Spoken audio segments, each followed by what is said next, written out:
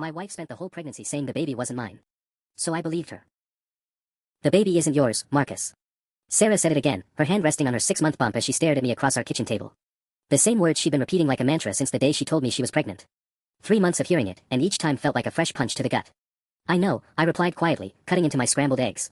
You've made that very clear. She blinked, surprised by my calm response. Maybe she expected me to fight it again, to demand explanations or beg for the truth like I had in the beginning. But I was past that now. When someone tells you something often enough, eventually you start listening. I want to make sure you understand. I understand perfectly, Sarah. I set down my fork and looked at her directly. You cheated. The baby you're carrying belongs to whoever you were sleeping with behind my back. You've told me this approximately 47 times since March. Her face went pale. Marcus, No, it's fine. I stood up, grabbing my coffee mug and work laptop. I appreciate your honesty. Really. It's going to make things much cleaner. I'd stopped sleeping in our bedroom 2 weeks ago. The guest room suited me fine, and I'd already moved most of my important documents there. Birth certificate, passport, bank statements. It's amazing how much you can accomplish when you accept reality instead of fighting it. What do you mean, cleaner? Sarah's voice had that edge to it now, the one that used to make me want to fix whatever was wrong. The divorce, obviously. I shrugged on my jacket. I contacted Jim Morrison's firm yesterday. You remember Jim from college? He's handling family law now. The coffee mug slipped from Sarah's hands, shattering against the tile floor. Coffee splattered everywhere, dark brown spreading across the white grout like blood. You called a lawyer? Well, yeah. You're having another man's baby, Sarah. What exactly did you think was going to happen here? That I'd just stick around and play house? For the first time since this nightmare started, she looked genuinely shocked. Her mouth opened and closed like a fish gasping for air. But I thought. We could work through this. Couples therapy, maybe.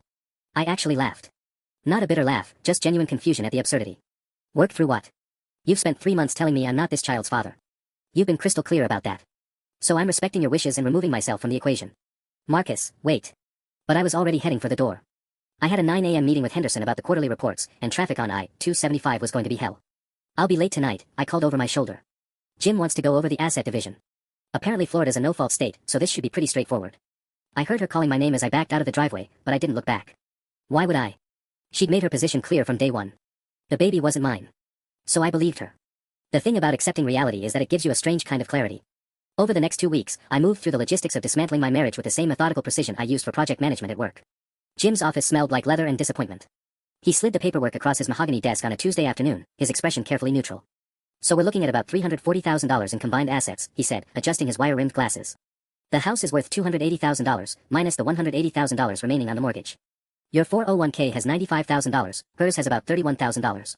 Joint savings is sitting at $18,500. I nodded, signing each page with mechanical efficiency. And the timeline? In Florida, uncontested divorce takes about 4 to 6 months from filing. Since there's no dispute over paternity, he paused, glancing up at me. You're certain about that? She's told me repeatedly the child isn't mine. I signed another page. I'm taking her at her word. Right. Well, that simplifies things considerably. No child support, no custody arrangements to negotiate. When I got home that evening, Sarah was sitting in the living room with her sister Michelle.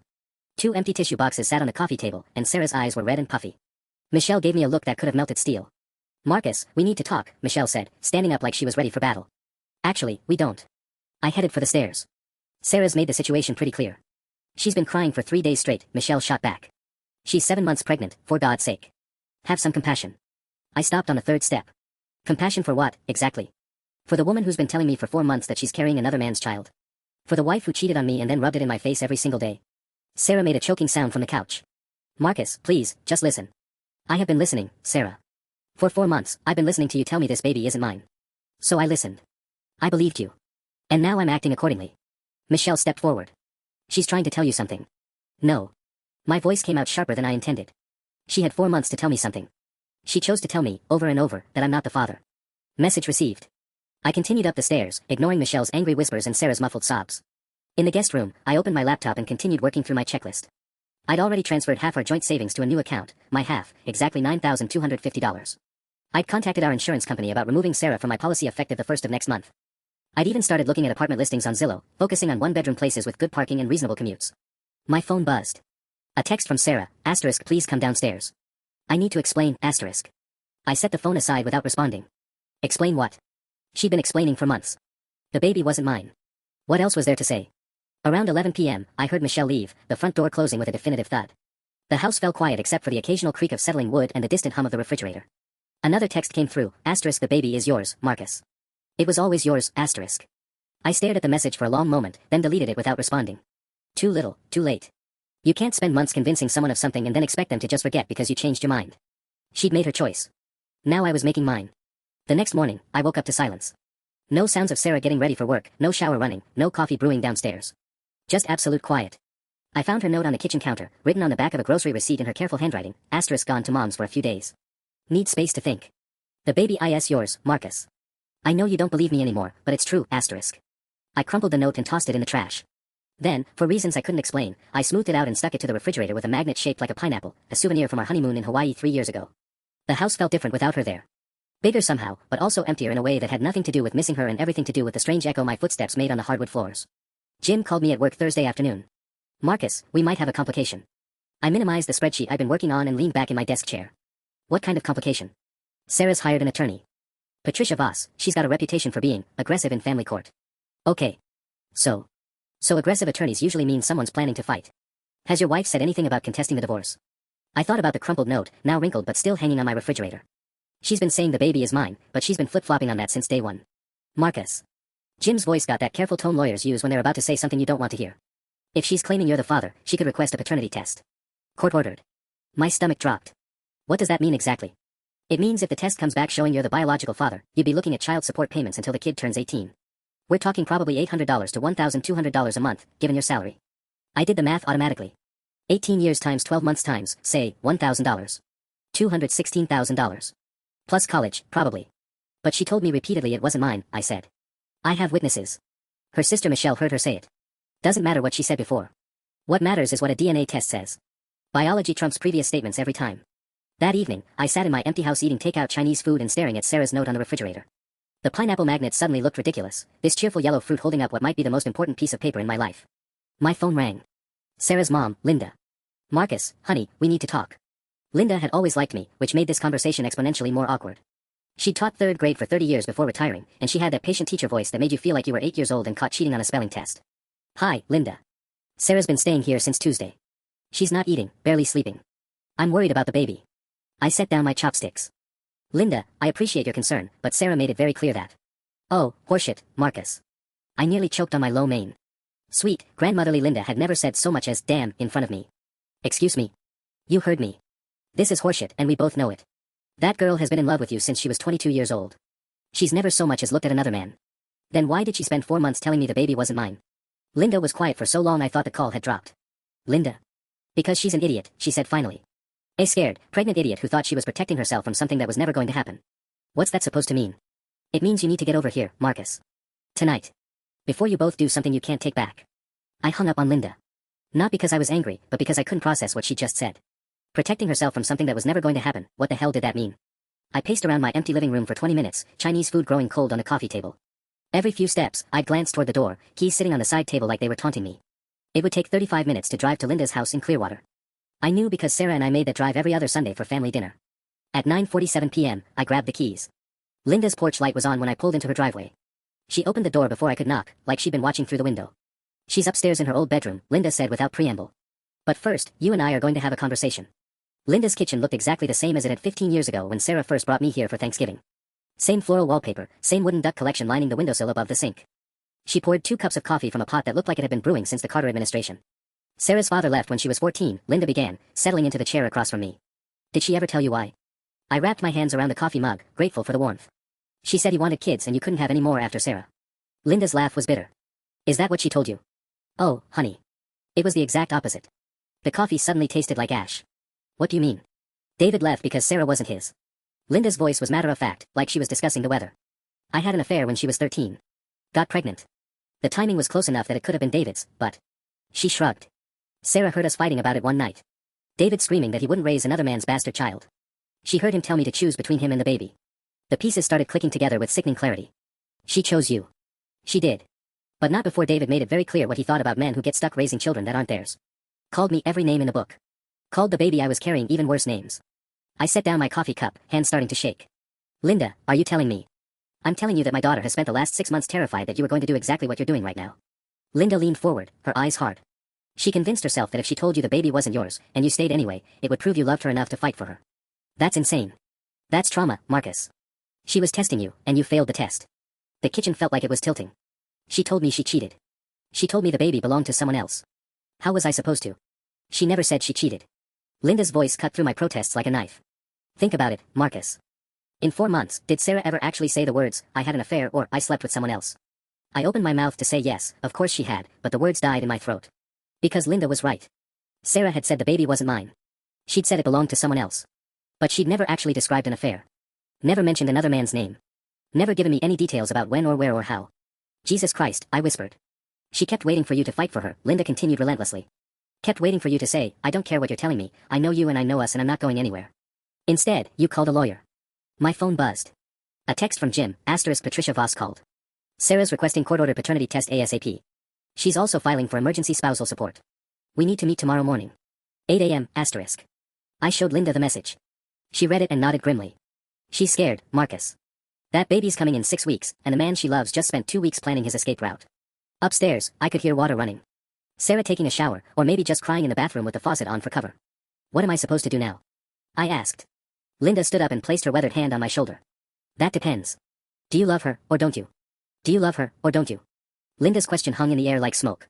6 months ago, I would have answered without hesitation. Now, sitting in her kitchen at 10:30 p.m. with my marriage dissolved into legal paperwork and accusations, I wasn't sure I knew what love meant anymore. It's not that simple, I said finally. It's exactly that simple, Marcus. Everything else is just noise. Upstairs, the water shut off. A few minutes later, I heard Sarah's bedroom door close with a soft click. Linda glanced at the ceiling, then back at me. She's been having contractions since yesterday, she said quietly. My stomach clenched. What kind of contractions? Braxton Hicks, the doctor thinks. But her blood pressure's elevated. Stress, most likely. Linda's expression was pointed. Dr. Martinez wants her on bed rest until delivery. She's only 34 weeks. 35 as of Tuesday. But yes, still early enough to be dangerous. I rubbed my face with both hands. Patricia Voss was known for being ruthless, but she was also smart. Filing for emergency spousal support while Sarah was having pregnancy complications wasn't a coincidence. It was strategic warfare. Linda, I need you to understand something. I looked up at her, trying to find words that didn't sound completely insane. For 4 months, every single day, Sarah told me that baby wasn't mine. You can't ask someone to unhear that. You can't just flip a switch and pretend those conversations never happened. I'm not asking you to pretend anything. I'm asking you what you're going to do with the truth. Which truth? The truth she told me every day for 4 months, or the truth she's telling me now? Linda was quiet for a moment, studying my face. Marcus, honey, when Sarah was 16, she started having panic attacks every time I went on a date. Couldn't sleep, couldn't eat. You know why? I shook my head. Because she was terrified I'd get pregnant and some man would leave us again. She made me promise I'd never remarry, never have another baby. Said she couldn't watch me get abandoned again. The kitchen felt too small suddenly. I stood up, paced to the window, stared out at Linda's backyard where Sarah had played as a kid. There was still a tire swing hanging from the old oak tree, weathered rope fraying but holding. She's been in therapy for the abandonment issues, Linda continued. Started going in March when she found out she was pregnant. Dr. Reeves, maybe you remember her from Sarah's insurance paperwork. I did remember. $180 per session, twice a month. I'd wondered what that was about but never asked. Dr. Reeves said Sarah was having intrusive thoughts about you leaving. Obsessive fears. The pregnancy hormones made it worse, but the root was all that trauma from David. Linda joined me at the window. She thought if she pushed you away first, controlled the narrative, it would hurt less when you inevitably left. That's fucked up, Linda. Yes, it is. But it's also what happened. My phone buzzed again. Another text from Jim, * Patricia's playing hardball. She's claiming intentional infliction of emotional distress. Says you abandoned a pregnant wife. This could get expensive, *. I showed Linda the message. She sighed. Patricia Voss represented my neighbor in her divorce last year. Brutal woman, but effective. If Sarah hired her, she's not planning to make this easy. Great. So what do I do? Even if the paternity test proves the baby's mine, even if Sarah was lying about the affair, how do I trust her again? How do I know she won't pull something like this every time she gets scared? Linda turned from the window and fixed me with that teacher stare again. You don't know, Marcus. That's what marriage is. You don't get guarantees. Upstairs, something crashed. Linda and I both froze, listening. Then Sarah's voice, sharp with pain, Mom. We both ran. I found Sarah on her hands and knees beside her childhood bed, both hands pressed against her lower back. A glass of water lay shattered on the hardwood floor, ice cubes scattered like dice. How long? Linda asked, immediately shifting into crisis mode. Started about 20 minutes ago, Sarah panted. I thought it was just more Braxton Hicks, but she doubled over as another contraction hit. I was already pulling out my phone. I'm calling 911. No. Sarah's voice was sharp despite the pain. Dr. Martinez said to call her first. Her number's in my phone. Linda grabbed Sarah's phone from the nightstand while I knelt beside the broken glass, trying to clear a path. Sarah was wearing an old University of Florida t-shirt I recognized, mine, from when we first moved in together. She'd claimed it was more comfortable than her own clothes. Contractions are 3 minutes apart, Dr. Martinez said when Linda put her on speaker. How long has this been going on? About an hour total, Sarah managed. But they're getting stronger. I need you to get to Tampa General immediately. Don't drive yourself, call an ambulance or have someone drive you. I can drive her, I said before I could stop myself. Everyone looked at me. Sarah's eyes were wide, mascara smeared down her cheeks from earlier crying. Marcus, you don't have to. I'm driving you to the hospital, Sarah. End of discussion. The ride to Tampa General took 18 minutes. Sarah sat in the passenger seat with Linda in the back, timing contractions on her phone. Every red light felt like torture, every turn made Sarah grip the door handle until her knuckles went white. For minutes apart now, Linda announced as we pulled into the emergency bay. That's better than 3, I said, trying to sound optimistic. Sarah caught my hand as I helped her out of the car. Marcus, I need to tell you something before we go in there. Can it wait? You're having contractions. No, it can't wait. Her grip tightened. I never cheated on you. There was never another man. The baby is yours, it was always yours, and I'm sorry I made you think otherwise. A contraction hit before I could respond. Sarah doubled over, breathing hard through pursed lips the way they teach you in birthing classes. Classes we'd signed up for together back in April, before everything went to hell. Wheelchair, Linda called out, and suddenly we were surrounded by hospital staff. They admitted Sarah to labor and delivery on the 4th floor. Room 412, with pale yellow walls and a view of the hospital parking garage. Dar. Martinez arrived 30 minutes later, a small woman with graying hair and no-nonsense attitude. Good news, she said after examining Sarah. The contractions are slowing down. Baby's heart rate looks good. But I want to keep you overnight for observation. What about the early delivery risk? I asked. Dr. Martinez looked between Sarah and me like she was trying to figure out our relationship status. At 35 weeks, the baby's lungs are developed enough that delivery wouldn't be catastrophic. But we'd obviously prefer to wait another few weeks. Sarah was hooked up to monitors, electrodes on her belly tracking the baby's heartbeat. The sound filled the room, a steady, rapid thump-thump-thump that was somehow both alien and familiar. That's your baby's heartbeat, Dr. Martinez said to both of us. Your baby, not Sarah's baby, not the baby. Your baby. Plural. My phone buzzed. Jim again, asterisk where are you? We had an 8 a.m. meeting scheduled, asterisk. I looked at the message, then at Sarah lying in the hospital bed with monitors strapped to her belly, then at Linda who was pretending to read a magazine while obviously eavesdropping on every word. I turned off my phone. I'm staying, I told Dr. Martinez. Whatever paperwork you need for that, I'm staying. Sarah's eyes filled with tears. Marcus, you don't have to. Stop telling me what I don't have to do, I said. I'm staying. The baby's heartbeat continued its steady rhythm, filling the silence between us. The next morning, Dr. Martinez delivered news that changed everything. Sarah, I need to discuss your blood work from last night, she said, pulling up a chair beside the hospital bed. Her expression was carefully neutral, which in my experience with doctors usually meant bad news was coming. Sarah sat up straighter, one hand instinctively moving to her belly. What's wrong? Your blood pressure spiked to 160 over 110 during the night. Combined with the protein levels we found in your urine, I'm diagnosing you with preeclampsia. The word hit the room like a physical blow. I'd heard of preeclampsia, something about pregnancy complications, but I didn't really understand what it meant until Dr. Martinez started explaining. We're looking at potential seizures, organ damage, and serious risks to both you and the baby if this progresses. The only cure is delivery. But I'm only 35 weeks, Sarah said, her voice small. I know. Which is why we're going to try to manage it with medication and complete bed rest first. But Sarah, I need you to understand, if your blood pressure doesn't stabilize in the next 48 hours, we'll have no choice but to deliver this baby. After Dr. Martinez left, Sarah and I sat in silence listening to the monitors beep. Linda had gone home to shower and grab some of Sarah's things, leaving us alone together for the first time since she'd moved out. Marcus, Sarah said finally, if something happens to me. Nothing's going to happen to you. But if it does. The baby, our baby. She was crying now, tears streaming down her face. I know I fucked this up. I know you have every right to hate me. But please don't take it out on. Sarah, stop. I moved closer to her bed, close enough to see the fear in her eyes. Nothing is going to happen to you. And nothing is going to happen to our baby. Our baby, the words came out automatically, but as soon as I said them, I realized I meant them. I need to call Jim, I said, pulling out my phone. Cancel the divorce proceedings. Sarah's eyes went wide. Marcus, you don't have to. There you go again, telling me what I don't have to do. I was already dialing Jim's number. I'm your husband, Sarah. That baby is my child. Whatever else we need to work through, we'll figure it out after both of you are safe. Jim picked up on the second ring. Marcus, where the hell have you been? Patricia Voss has been calling all morning, threatening to file contempt charges. Jim, I need you to withdraw the divorce petition. Silence on the other end. Marcus, are you sure about this? Because if we withdraw now and you change your mind later. I'm not changing my mind. My wife is in the hospital with preeclampsia. We might be having this baby in the next 2 days. I need you to make the divorce go away. What about the paternity test? I looked at Sarah, hooked up to monitors, scared and vulnerable and carrying my child. There won't be a paternity test. The baby's mine. After I hung up, Sarah grabbed my hand. I'm sorry, Marcus. I'm so sorry for all of it. I was scared and stupid and I almost destroyed everything because I thought you were going to leave anyway. Why didn't you just talk to me?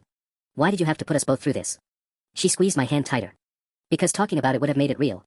As long as I was the one pushing you away, I could tell myself it was my choice. I could control it. That's not how marriage works, Sarah. We're supposed to be a team. I know that now. Dr. Reeves has been trying to tell me that for months. A new sound joined the steady beeping of the monitors, my phone buzzing with what looked like 20 missed calls and twice as many text messages. Jim, Patricia Voss, my boss asking why I'd missed our morning meeting, Sarah's sister Michelle demanding updates. I turned the phone face down on the bedside table. None of that matters right now, I said. The only thing that matters is keeping you and this baby healthy. Sarah smiled through her tears. So you really believe me? About the baby being yours? I thought about Linda's words, about the months of confusion and hurt, about the divorce papers sitting in Jim's office. I believe you. But Sarah, we're going to need counseling. Both of us. What happened here? We can't let this happen again. I'll do whatever it takes, she said quickly. Dr. Reeves, couples therapy, whatever you want. The baby's heartbeat continued its steady rhythm on the monitor, a sound that was starting to feel less foreign and more like home. In 48 hours, I might be holding my child. Our child. The child I'd spent 5 months convinced wasn't mine. That afternoon, while Sarah dozed under mild sedation, I sat in the uncomfortable hospital chair scrolling through my phone. 19 missed calls from various numbers, but one stood out, Dr. Patricia Reeves, Sarah's therapist. I stepped into the hallway to return the call. Mr. Thompson, thank you for calling back. I know this is highly unusual, but given Sarah's current medical situation, I felt it was important to speak with you directly. My stomach tightened. Is there something I should know? Sarah signed a release allowing me to discuss her treatment with you last week. She'd been planning to ask you to join our sessions. Dr. Reeves paused. Mr. Thompson, has Sarah told you about her father? Some of it. Linda filled in more details last night. Then you understand the abandonment trauma we've been working through. But there's something else, something Sarah has been afraid to tell you. I leaned against the hospital wall, watching nurses move efficiently between rooms. What kind of something? In February, before Sarah knew she was pregnant, she overheard a conversation between you and your brother at your Super Bowl party. Do you remember discussing your coworker James and his divorce? The memory came flooding back. James had been stuck paying child support for a kid that wasn't his ex-wife had cheated, but by the time he found out, he'd already been acting as the father for 2 years. I told my brother Kevin it was his worst nightmare, being trapped like that. Oh shit, I whispered. Sarah was in the kitchen getting drinks.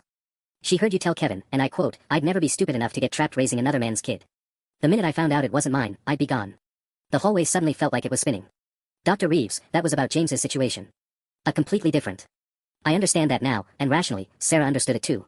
But when she found out she was pregnant 3 weeks later, those words became an intrusive thought.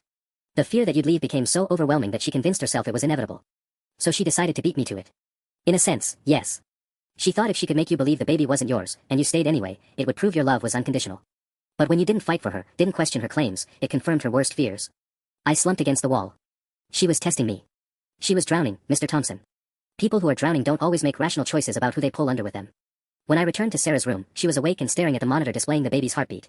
Her blood pressure reading showed 155/108, still dangerously high. Dr. Reeves called me, I said, settling back into the chair beside her bed. Sarah's face went pale. Marcus, I can explain. The Super Bowl party. You heard what I said about James. She nodded, tears already starting. I know it wasn't really about us. I knew that even then. But I couldn't stop thinking about it. Every time I looked at you, I heard those words, the minute I found out it wasn't mine, I'd be gone. So you spent 4 months trying to make me prove I wouldn't leave. I spent 4 months terrified that you would leave, so I tried to control when and how it happened. She wiped her nose with a tissue. I thought if I could make you choose me over logic, over what you thought was true, it would mean you really loved me. Instead, I chose logic. Instead, you chose exactly what I was afraid you'd choose. The irony was devastating. Sarah had been so afraid of abandonment that she created the exact scenario she was trying to avoid. And I'd walked right into her trap, confirming every fear she'd ever had about being left behind. A knock on the door interrupted us. Dr. Martinez entered with a serious expression. Sarah, your latest blood pressure reading is concerning.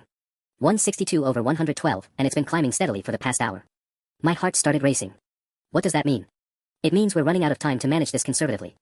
I'm starting you on magnesium sulfate to prevent seizures, but I need to be honest with both of you. She looked between us gravely. If your blood pressure doesn't stabilize in the next 12 hours, we'll need to deliver this baby tonight. The magnesium sulfate made Sarah groggy and nauseous, but her blood pressure refused to cooperate.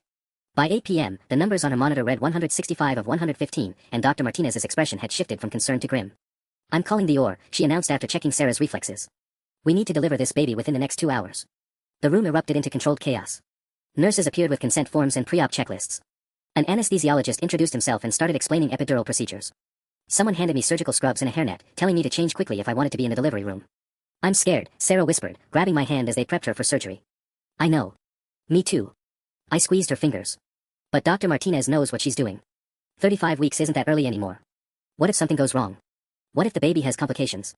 Before I could answer, my phone started ringing. Kevin, my brother. I'd forgotten he was supposed to fly in from Atlanta this weekend for his birthday dinner on Saturday. I have to take this quickly, I told Sarah. Kevin doesn't know what's happening. I stepped into the hallway. Kev, I can't talk long. Sarah's having the baby tonight. Tonight? Isn't she early? Preeclampsia. Emergency C-section. The words felt surreal coming out of my mouth. This morning I'd been planning to meet with divorce lawyers. Now I was about to become a father. Holy shit, Marcus. Are you ready for this? Was I ready? 6 hours ago, I'd been convinced this baby wasn't even mine. Now I was wearing scrubs and trying to remember everything from the birthing classes Sarah and I had taken back when we still talked about nursery themes and baby names. I don't think anyone's ever ready, I said. But we're about to find out. Wait, back up. Last week you were telling me about divorce papers. What happened? A nurse appeared beside me, tapping her watch. Mr. Thompson, we're moving to the OR in 2 minutes. Kevin, I have to go. The baby is mine. It was always mine. I'll call you when it's over. I hung up and rushed back to Sarah's room, where they were already wheeling her bed toward the elevator. She looked small and vulnerable under the hospital blankets, 4 lines snaking from both arms. Did you call your mom? I asked, jogging alongside the gurney. She's driving back from Clearwater. Won't make it in time. Sarah's voice was thick from the medication, but her eyes were focused. Marcus, if something happens to me. Nothing's happening to you. But if it does. Promise me you'll love this baby. Promise me you won't blame them for what I put us through. The elevator doors opened, and they wheeled Sarah inside. I followed, still gripping her hand. Sarah, you're going to be fine.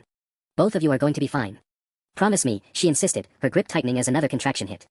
Promise me you'll be their father, no matter what.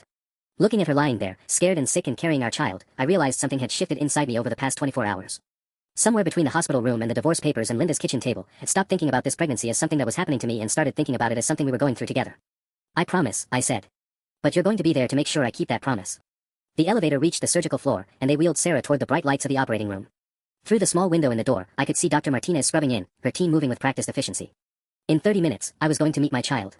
At 9:47 p.m. on Thursday, October 15th, my daughter was born. 6 pounds, 2 ounces. 17 inches long.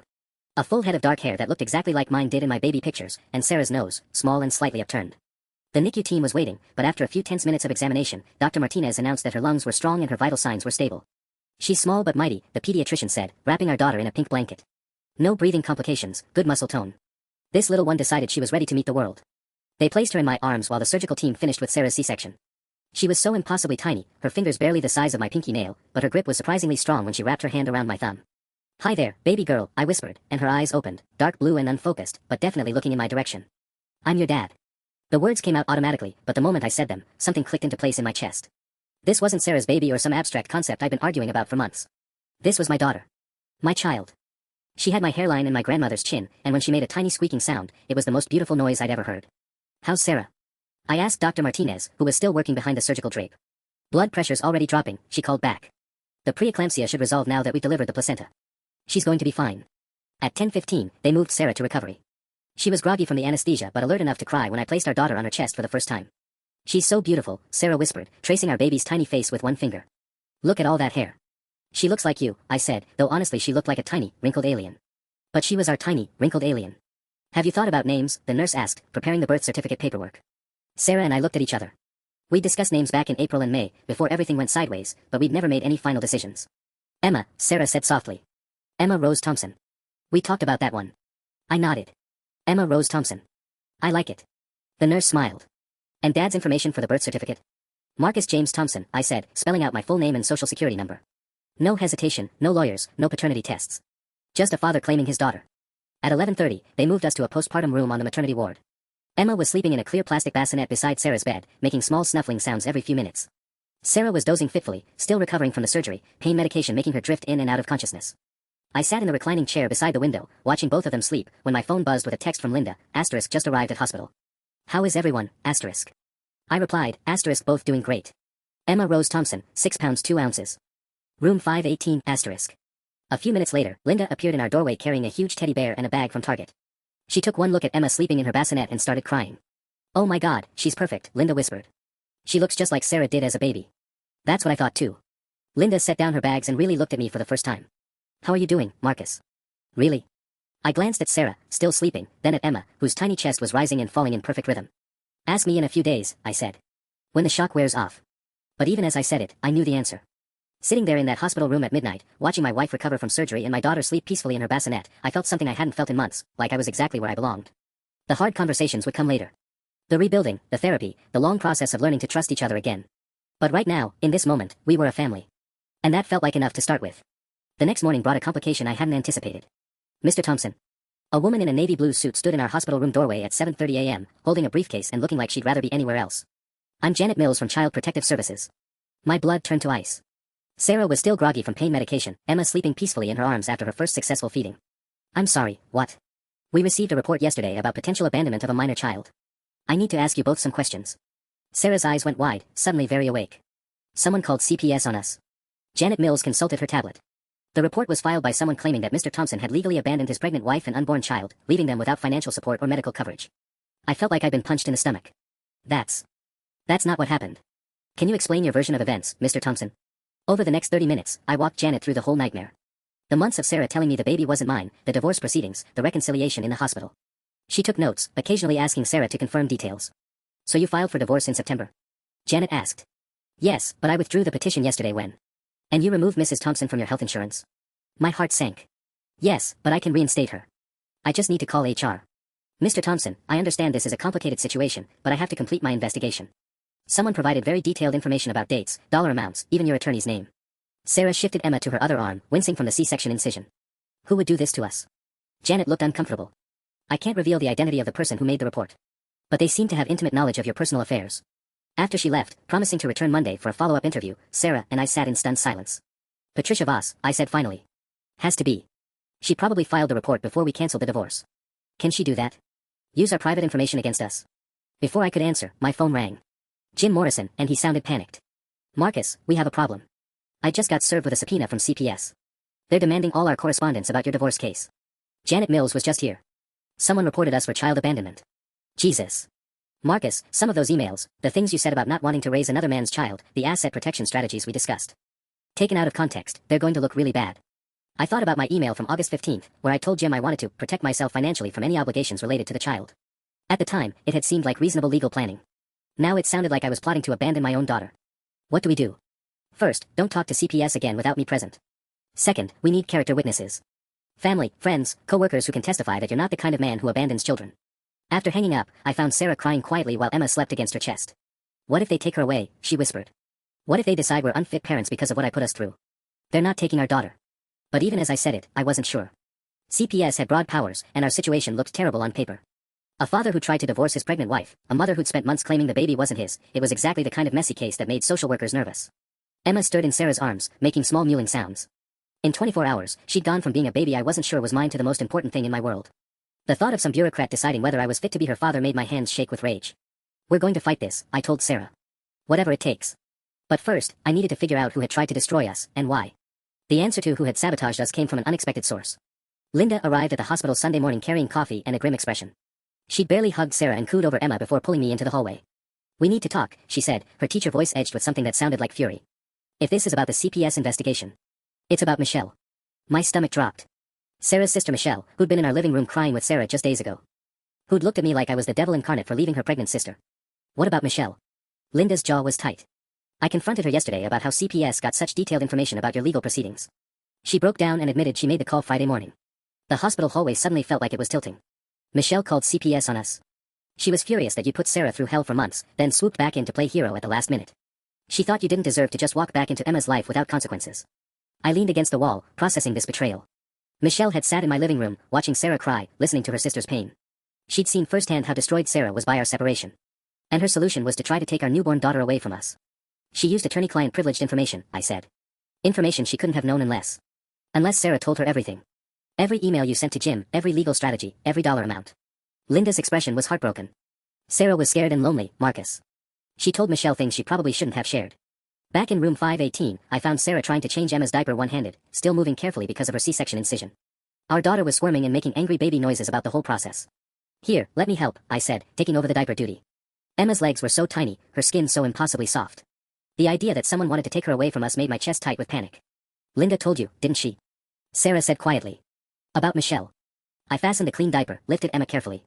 She was so light, maybe 6.5 pounds now after losing the typical newborn weight. Why did you tell her about the legal stuff, Sarah? Those were private conversations between me and Jim. Sarah's eyes filled with tears. Because I was terrified and alone, and she was the only person who would listen without judging me. I thought she was trying to help. Help by getting our daughter taken away. She didn't think it would go that far. She thought CPS would just investigate and close the case when they saw we were back together. I sat down heavily in the uncomfortable recliner, still holding Emma. She was staring up at me with those unfocused newborn eyes, completely unaware that her aunt had tried to have her removed from our custody. Janet Mills is coming back tomorrow with more questions, I said. Jim thinks they might request a psychological evaluation. For both of us. What kind of evaluation? The kind where a court-appointed psychologist decides if we're mentally fit to be parents. I adjusted Emma's blanket, tucked it more securely around her tiny body. The kind that looks at things like abandonment patterns and emotional instability during pregnancy. Sarah was crying now, tears dripping onto her hospital gown. This is all my fault. If I hadn't played those stupid games, if I'd just been honest from the beginning. Sarah, stop. What's done is done. But even as I said it, I felt the weight of what we were facing. CPS investigations could drag on for months. Emma could end up in foster care while they decided our fate. We just have to prove that we're good parents now. A knock on the door interrupted us. Dr. Martinez peeked in, looking apologetic. I hate to bother you, but I just got a call from someone claiming to be from Child Protective Services. They want copies of Sarah's medical records from the pregnancy, including any documentation about stress or mental health concerns. The room went dead quiet except for the sound of Emma's soft breathing. What kind of documentation? I asked, though I already suspected the answer. Elevated blood pressure readings, the preeclampsia diagnosis, any notes I made about emotional distress during prenatal visits. Dr. Martinez looked between us carefully. Sarah, I did document that your blood pressure spike seemed to correlate with what you described as marital stress. Perfect. Now we had medical records that would make it look like our marriage problems had endangered our baby's health. Which, technically, they had. Dr. Martinez, Sarah said, her voice barely above a whisper, are you going to tell them that you think we're unfit parents? The doctor was quiet for a long moment, studying Emma sleeping peacefully in my arms. I'm going to tell them the truth, she said finally. That you're two people who love this baby very much, and that love is what matters most. After she left, I looked down at Emma, who had somehow slept through the entire conversation. In 3 days, she'd become the center of my universe. The thought of losing her was unbearable. We need a lawyer, I said. Not Jim, someone who specializes in family court and CPS cases. Sarah nodded, wiping her eyes. Whatever it costs. Whatever it costs. The money I'd carefully protected during our divorce proceedings might end up going to lawyers after all. Just not the kind of lawyers I'd expected. The family court lawyer I hired, David Chen, had the kind of reassuring competence that cost $400 an hour. He sat across from us in the hospital's family conference room Tuesday morning, Emma sleeping in Sarah's arms while we went through every detail of the past 6 months. The good news is that CPS investigations have a high bar for removing children from homes, he said, reviewing the case file. The bad news is that your situation hits several red flags they look for: financial abandonment, marital instability, documented medical complications from stress. Sarah shifted Emma to her shoulder, patting her back gently. What's the worst case scenario? Temporary removal while they complete their investigation. Could be anywhere from 2 weeks to 3 months, depending on how cooperative everyone is. My hands clenched involuntarily. They want to take a 3-day-old baby away from her mother who just had major surgery. They want to ensure the baby's safety. And Michelle's report painted a very specific picture, that you're an unreliable father figure who might abandon the family again if things get difficult. I thought about Michelle sitting in my living room last week, watching Sarah cry, acting like the concerned sister. The whole time she'd been gathering ammunition to use against us. We need character witnesses, David continued. People who can testify about your relationship, your character, your fitness as parents. Family members would be ideal, but given that Sarah's sister is the one who made the report. My mom, Sarah said immediately. Linda will testify for us. Good. What about Marcus's family? I mentally ran through my options. My parents lived in Oregon, they could fly out, but they'd only met Sarah a handful of times. My brother Kevin knew about the divorce drama but not all the details. Kevin's flying in from Atlanta this weekend anyway, I said. He's known Sarah for 5 years, seen us together through good times and bad. David made notes. Anyone else? Co-workers, friends, neighbors. Dr. Reeves, Sarah said suddenly. My therapist. She knows about the abandonment issues, the pregnancy fears, all of it. She could explain why I did what I did. That's excellent. A licensed therapist who can speak to your mental health and progress in treatment. David looked up from his notepad. What about your OBGYN? She seemed supportive yesterday. Dr. Martinez delivered Emma. She's seen us together through the whole pregnancy crisis. I paused, thinking about something that had been nagging at me. David, can CPS force us to take parenting classes or anything like that? They can recommend it as part of their investigation. Why? Because I want to be proactive. I want to show them we're taking this seriously, that we're committed to being good parents. Sarah looked at me with something that might have been hope. You mean like, take classes voluntarily? Before they ask? Exactly. Show them we're not just reacting to their investigation, we're actively working to improve our family situation. David smiled, the first genuine expression I'd seen from him. That's smart thinking. Voluntary participation in parenting classes, couples counseling, individual therapy for Sarah's abandonment issues, it shows responsibility and commitment to change. Emma stood in Sarah's arms, making those tiny newborn sounds that somehow managed to be both heartbreaking and adorable. In 4 days, she'd completely rewired my brain. Every decision, every plan, every thought now filtered through one question: what's best for her? When is Janet Mills coming back? I asked. Thursday at 2 p.m. She'll interview both of you separately, then together. She'll also want to observe you interacting with Emma, feeding her, changing diapers, basic parenting tasks. What if I mess up? I've only been doing this for 3 days. Marcus, Sarah said softly, you're not going to mess up. You're already a natural with her. David packed up his files. One more thing. Michelle, Sarah's sister. Is there any chance she might be willing to recant her statement? Admit she overreacted or misunderstood the situation? Sarah and I looked at each other. I've been trying not to think about Michelle, about the betrayal, about how someone who claimed to love Sarah could put us through this nightmare. I don't know, Sarah said finally. She was so angry at Marcus, so convinced he was going to hurt me again. She might think she's still protecting me. Well, think about it. If she's willing to clarify that she acted out of emotion rather than actual evidence of child endangerment, it could help your case significantly. After David left, Sarah and I sat in silence for a while, watching Emma sleep. The afternoon sun streamed through the hospital window, making our daughter's dark hair look almost black. I need to call Michelle, Sarah said finally. Are you sure you're ready for that conversation? She looked down at Emma, then back at me. I'm ready to fight for our family. Whatever that takes. The conversation with Michelle went worse than either of us expected. Sarah put her on speakerphone Thursday morning, 2 hours before Janet Mills was scheduled to return. Emma was nursing, making soft contented sounds, completely oblivious to the fact that her future hung in the balance of this call. Michelle, we need to talk about the CPS report, Sarah said without preamble. Good. You should be thanking me. Michelle's voice was sharp, unrepentant. Do you have any idea what Marcus put you through? What he was planning to do to you and that baby? Michelle, Emma is his daughter. The divorce was a mistake. A mistake. Michelle's laugh was bitter. Sarah, he transferred money out of your joint accounts. He removed you from his insurance while you were 7 months pregnant. He told his lawyer he wanted to protect himself financially from any obligations related to the child. Those were his exact words. I felt Sarah's hand tighten around mine. She'd never heard that specific quote from my emails with Jim, and hearing it now, spoken in Michelle's accusatory tone while she held our 3-day-old daughter, made it sound even worse than it had been. You read his private emails? I said, unable to keep quiet any longer. Sarah shared them with me because she was terrified and alone. Because her husband was treating her like a criminal.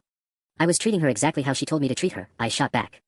She spent 4 months convincing me that baby wasn't mine. And the second you had proof otherwise, you expected her to just forgive and forget. To pretend you hadn't spent months planning your escape. Sarah was crying now, tears dripping onto Emma's blanket. Michelle, please. They might take Emma away from us. Is that really what you want? I want Emma to have a father who won't abandon her the first time things get difficult. And based on Marcus's track record, that's not him. The line went dead. Michelle had hung up on us. She's not going to help, Sarah whispered. She really thinks she's protecting us. An hour later, my phone rang. Kevin, calling from the airport in Atlanta. Marcus, I just landed. What's this about a CPS investigation? Your text didn't make any sense. I gave him the abbreviated version while Sarah dozed, exhausted from the emotional morning. Emma was sleeping in the bassinet beside her bed, tiny fists curled near her face. Jesus Christ, Marcus. Michelle really called the state on you. She used privileged information from our divorce proceedings. Made it sound like I was planning to abandon a pregnant wife and child. But the baby is yours, right? That's what you said when you called from the hospital. I looked at Emma, at her dark hair and Sarah's nose and the way she gripped my finger when I touched her palm. Yeah, Kev. She's mine. She was always mine. Then we fight this. What do you need me to do? Just tell the truth when they interview you. That I'm not the kind of man who abandons his family. That what happened between Sarah and me was complicated. Marcus, can I ask you something? Off the record, brother to brother. Are you really okay with all this? Taking Sarah back after she put you through hell? Raising a kid when you're not sure you can trust her? I watched Emma's chest rise and fall, her breathing so light it was barely visible. Ask me in a year, Kev. Right now I'm just trying to keep my family together. At exactly 2 p.m., Janet Mills returned with a colleague, Dr. Patricia Henley, a child psychologist who specialized in family assessment.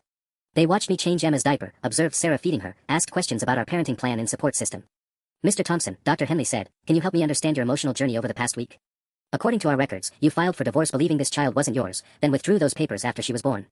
That's a significant psychological shift. I looked at Sarah, who nodded encouragingly, then at Emma sleeping peacefully in my arms.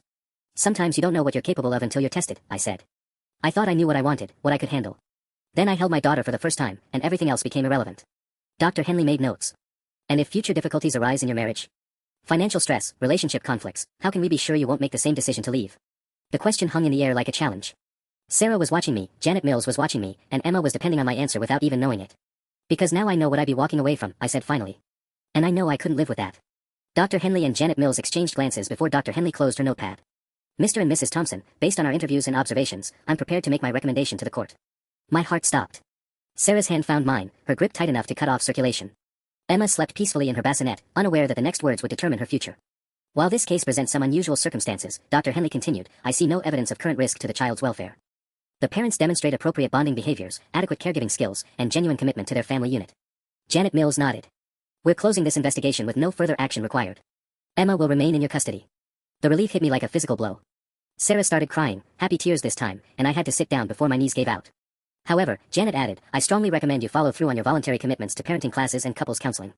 Not because we're requiring it, but because it will help you build the tools to handle future challenges. After they left, Sarah and I sat in stunned silence for several minutes. Emma woke up and started fussing, ready for her afternoon feeding. As Sarah settled her against her chest, our daughter's crying stopped immediately, replaced by those soft nursing sounds that had become the soundtrack of our new life. We did it, Sarah whispered. We kept her. Yeah, we did. My phone buzzed with a text from Michelle, * Linda told me CPS closed the case. I still think you're an asshole, but I'm glad Emma gets to stay with you. Maybe I was wrong to interfere, *. It wasn't exactly an apology, but it was progress. 6 weeks later, on a Saturday morning in early December, I was changing Emma's diaper when she did something that stopped me cold. She was looking up at me with those dark blue eyes that were starting to shift toward brown, and suddenly she smiled. Not gas, not a reflex, a real, genuine smile directed specifically at me. Sarah. I called out. Come here, quick. What's wrong? She hurried in from the kitchen, still wearing the flour-covered apron from making pancakes. She smiled at me. Emma smiled at me. Sarah leaned over the changing table just as Emma did it again, a huge, gummy grin that lit up her entire face. Oh my God, she's gorgeous, Sarah breathed. She knows you're her daddy. Her daddy, 6 months ago, those words would have terrified me. Now they felt like the most natural thing in the world. We'd started couples counseling with Dr. Martinez's recommendation, Dr. Rebecca Torres, who specialized in rebuilding trust after betrayal. It was hard work, painful conversations about abandonment and fear and the lies we tell ourselves when we're scared. But slowly, session by session, we were learning to be honest with each other again. Sarah was back in individual therapy with Dr. Reeves, working through the abandonment trauma that had nearly destroyed our marriage. I'd started seeing someone too, Dr. Michael Webb, who helped me understand why I'd been so quick to accept Sarah's lies instead of fighting for our relationship. I was scared too, I'd admitted in our 3rd session. Scared of being trapped, of being made a fool of. It was easier to believe her when she said the baby wasn't mine because part of me was looking for an escape route anyway. But looking at Emma now, watching her discover her own hands and make those adorable baby sounds, I couldn't imagine ever wanting to escape this. She was perfect, our perfect little girl who brought us back together despite everything we'd done to tear ourselves apart. Marcus, Sarah said, lifting Emma from the changing table, I have something to tell you. My stomach clenched automatically. 6 months of trauma had left me hyperalert to those words. Sarah must have seen my expression because she quickly added, good something. I want to ask you something, actually. She settled into the rocking chair with Emma, who immediately started trying to eat her own fist. I want to renew our vows, Sarah said. Not because the first ones don't count, but because I want to make promises to the man who stayed when I gave him every reason to leave. Promises I know I can keep this time. I knelt beside the rocking chair, close enough to touch both of my girls. What kind of promises? To trust you with my fears instead of letting them control me. To choose honesty even when it's terrifying. To remember that we're a team, especially when everything feels like it's falling apart. Emma made a happy gurgling sound, like she approved of the plan. So what do you say, Marcus? Will you marry me again? I looked at Sarah, holding our daughter in the morning sunlight streaming through our bedroom window, and realized something had shifted completely. The anger was gone. The hurt was healing. What remained was this, my wife, my child, and the certain knowledge that this was exactly where I belonged. Yeah, I said, kissing Emma's forehead, then Sarah's. I'll marry you again. But this time, no take-backs. Sarah laughed, the sound bright and clear and full of promise. No take-backs. Emma chose that moment to spit up all over Sarah's shirt, and we both started laughing. It wasn't the romantic ending you see in movies, but it was real. It was ours. And it was perfect.